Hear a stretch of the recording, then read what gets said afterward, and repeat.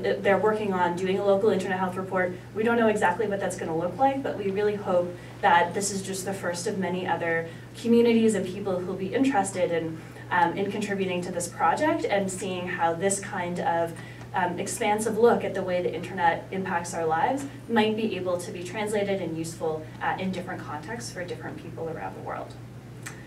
So that's all. As I said, we're still working on this, still figuring it out. Anyone who has ideas or experiences that you think might be valuable, if you want to contribute to the report, we're always looking for people with different kinds of experience and ideas to get involved. So that's the website. We also have a booth at the Community Village tomorrow morning. Come by, send us an email. I would love to talk more. Thank you very much.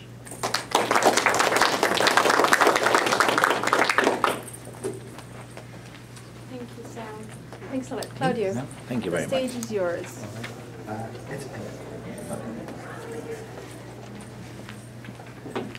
Hello everybody, good afternoon, thanks for coming. Sorry in the first place, Sarah, for me, Salvador and Glenn, for being one of those repetitive faces that you keep looking at, internet governance faces. My name is Claudio Lucena. I'm a professor at Paraíba State Law School, and I'm currently on a leave working for the Foundation for Science and Technology in Católica University in Lisbon. I was supposed to share the space here with my friend Renata Aquino Ribeiro, who happens to be a regional and a global leader in the civil society space concerning internet governance. We lose a bit without Renata here because I've been out of Brazil for the past 4 years.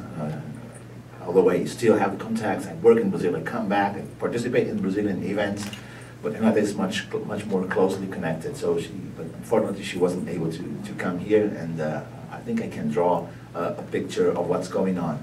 As time goes by, you see that people reduce the focal points they have to present you. Sada started with 4, then 5 points, then we had 4 here. I'm also bringing you 4 initiatives in which I think we could concentrate to reduce the inequality which we face in Brazil.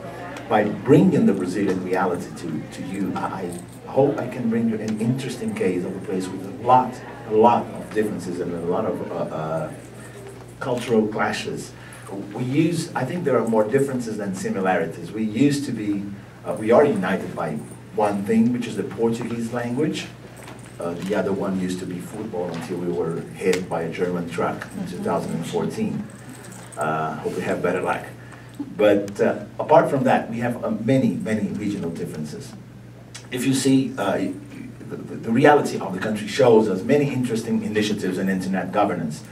You must have heard of CGI as a multi-stakeholder, very successful multi-stakeholder experience of internet governance.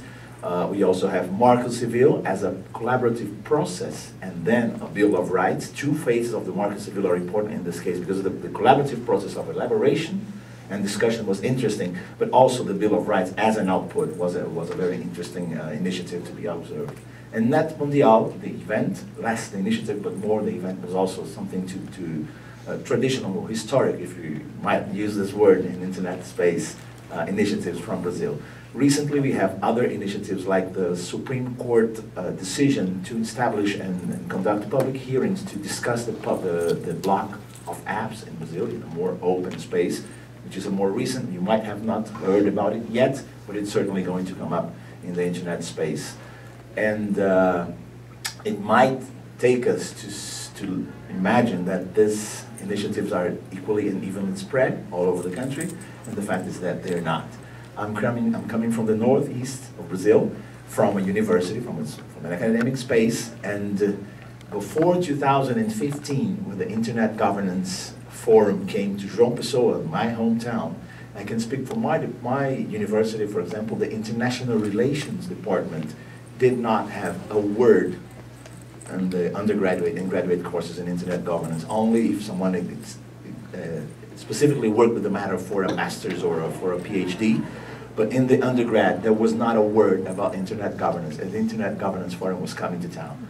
So after that experience in 2015, then we started a couple of initiatives started to happen in the northeast of Brazil. And Renata is much more connected with them, but all other states in the region started to talk a little bit more. And this coincided with a period when connectivity was starting to improve in Brazil, where businesses were starting to look at the internet as a space to develop their activities also, and other initiatives like, for example, police officers and intelligence starting to use digital tools as a mechanism for investigation. The government itself started to offer a little bit more of digital services offered through the internet, and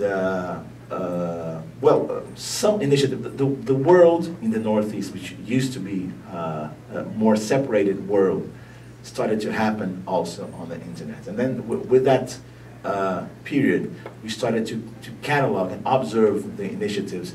And then we believe 4 of these initiatives that we are already starting to see should be fostered and should be developed, so as we have these regions included in this dialogue for now. The first one is the creation and stimulating the creation of internet governance schools. Capacity building and awareness in the space is absolutely essential.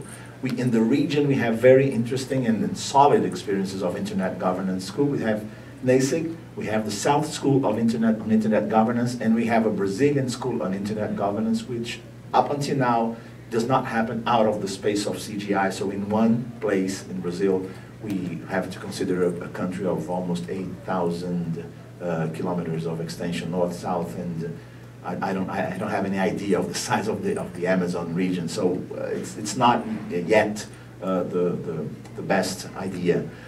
We have also online experiences, and I can speak for Glenn here, who offers a very interesting and democratic and open internet governance capacity building course online.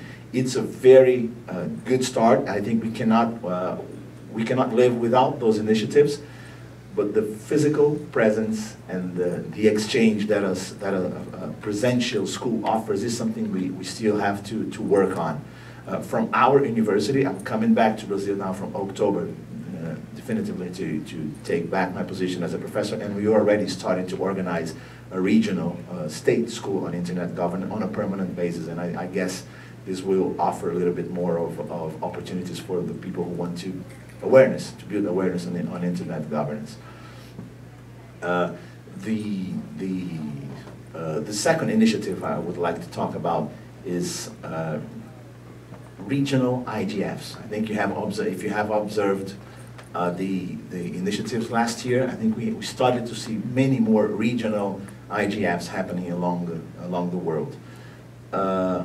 We do have a Fórum Brasil de Governança, which is a national Brazilian internet governance forum, and the LAC IGF, but I think the country is big enough, and that might be the reality of some more of you here. The country is big enough to have us discuss these things in a separate space where these realities are much more focused than what we would have and what we do have in the general Brazilian IGF. I don't actually want to go confrontational here because the Brazilian IGF conducted by the CGI is open enough. They are very careful in trying to preserve all the gender, regional, and any kind of diversity. So we are actually good. I took part in the lab. Even not being in Brazil, CGI found a way to offer me the opportunity to participate in the last Forum Brazil, the preparatory forum for the IGF. So I don't want to get unnecessarily and unfairly confrontational here because there is a great effort for inclusion from the CGI, but then still the country is very big, and I think we should think of regional forum also. And one thing that stems from that is another thing that I have been observing in internet governance forums and international spaces, and I have just observed today. Earlier today I was invited by a friend who is also one of those repeated faces I was talking about, Olga Kirilyuk from Ukraine, to follow a session on Central Europe and Eurasia. And that spoke a lot to me, that rang a bell. We have also to find spaces in international forum where you can connect your region or the people alike so that others, because you are in an international space, so that others can relate and get to know and participate in your discussions also. From the group that I was observing today, it was obvious that our problems were not the same. When the topic relates, the intensity is not exactly the same, but the idea of getting one space in an international forum to discuss your region and then have other interested people share and have the ability to understand what's going on. I think it's also very important. We had that in Guadalajara when we hosted a regional meeting where people from the Northeast region, where I come from in Brazil, gathered together along with other people who have faced also regional issues. So, and I think we should foster those spaces. We have 250 sessions in IGF, 450 sessions in the RightsCon. There's always space for us to gather and to take this international space where people can weigh in and also talk about this regional initiatives. And finally, one last thing that I think we should foster is the creation of think tanks and also more focused university lines of research. Again, we're working in Paraíba State, where I'm coming back in October. We will have a line in the postgrad directed to internet governance. We will have a line of research which will be dedicated connecting people from different departments and dedicated to the study of internet governance. There are think tanks and centers in Brazil. Most of them you probably have heard of, the Instituto de Tecnologia e Sociedade, ITS Brazil, Center for Technology and Society, Getúlio Vargas Foundation, who are the main centers of research in internet governance and internet and society studies in Brazil. They are located in São Paulo and Rio de Janeiro, the largest cities in the country. It's good to notice that the other centers are starting to appear. We have already one in Belo Horizonte, which is a little bit further, and now the first northeastern centers are also initiating their activities. Once again, I'd like to highlight the fact that this larger centers have they're serious researchers everywhere, and they are composed of serious researchers. So they do recognize the necessity and the need to establish similar centers in other parts in Brazil. They are very, they incentivize those actions, and it's due to their help that we're being able to start these initiatives in the Northeast Brazil. So I hope for the next year we can already have a different scenario, a scenario of more inclusion to share with you here. And I'd like to finish just to say that we're working here the digital environment has the potential to be one of the greatest tools that mankind ever had to reduce inequality. But that doesn't happen on its own. It takes a lot of effort, right? If we don't act, trends tend to repeat. So if we don't act and if we don't share knowledge like this, it's much more likely that internet will just reinforce existing inequalities than helping to reduce them. Thank you very much for your presence here.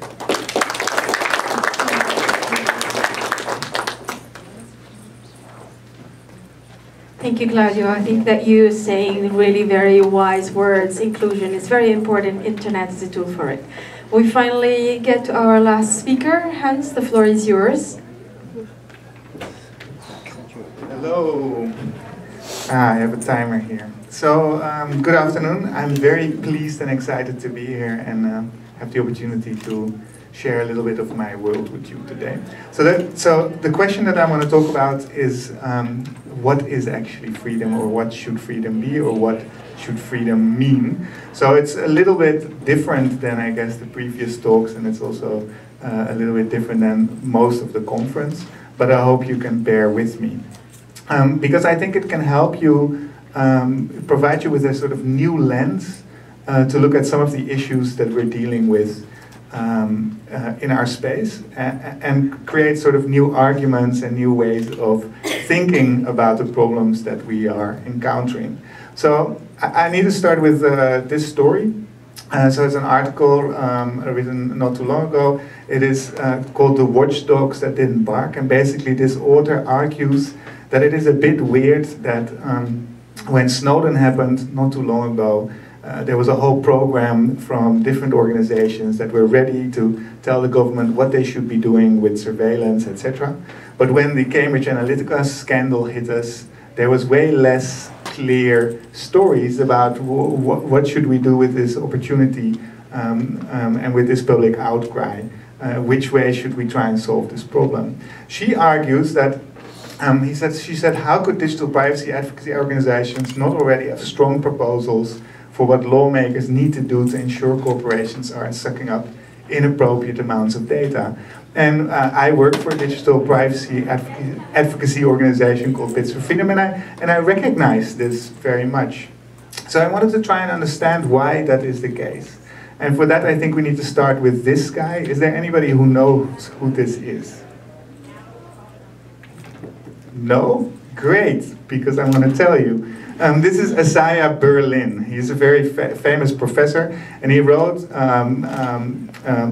as an inaugural lecture in 1958 a seminal article where he wrote two conceptions of liberty. According to him, there's two ways of looking at liberty: positive liberty and negative liberty.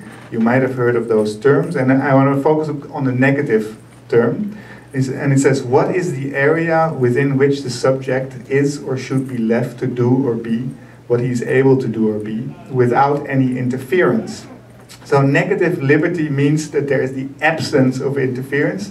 If there's no interference, then you are free.